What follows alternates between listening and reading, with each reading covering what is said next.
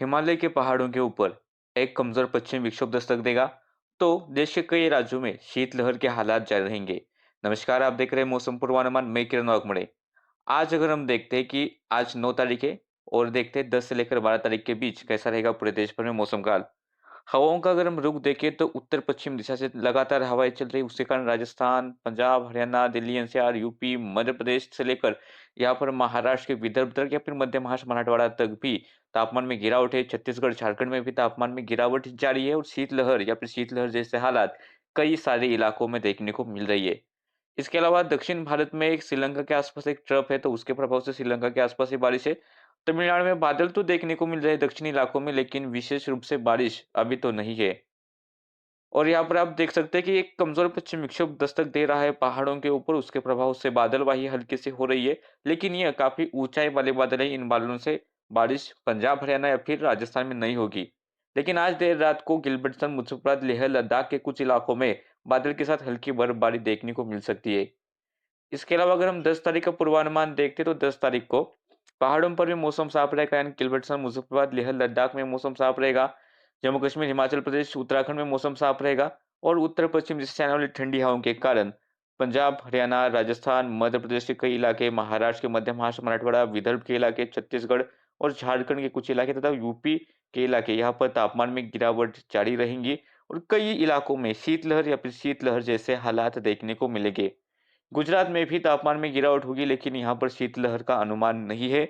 इसके अलावा तेलंगाना में भी शीतलहर जैसे हालात देखने को मिल सकते हैं। कर्नाटक के उत्तरी इलाकों में भी शीतलहर जैसे हालात देखने को मिलेंगे। बाकी तमिलनाडु, केरला में थोड़े बहुत बादल छा सकते हैं, लेकिन बारिश का ज़्यादा कोई अनुमान यहाँ पर नहीं है। आंध्र प्रदेश में मौसम साफ रहेगा। बिहार, झारखंड, उड़ीसा, पश्चिम बंगाल में मौसम साफ रहेगा और पूर्वोत्तर भारत और सिक्किम में भी मौसम साफ और शुष्क ही रहेगा। 10 के बाद 11 तारीख का भी पूर्वानुमान देखते तो 11 तारीख को भी उत्तर पश्चिम दिशा से आने वाली ठंडी हवाएं जारी रहेंगी। तो पंजाब, हरियाणा, राजस्थान, यूपी और यहाँ पर झारखंड, छत्तीसगढ़, उड़ीसा, महाराष्ट्र के इलाके या फिर मध्य प्रदेश, गुजरात के थोड़े बहुत उत्तरी इलाके, राजस्थान के इलाके शीतलहर या फिर शीतलहर जैसे हालात। उत्तरी कर्नाटक के इलाके, तेलंगाना के भी उत्तरी इलाकों में शीतलहर या फिर शीतलहर जैसे हालात देखने को मिलेंगे। मौसम साफ और शुष्क रहेगा।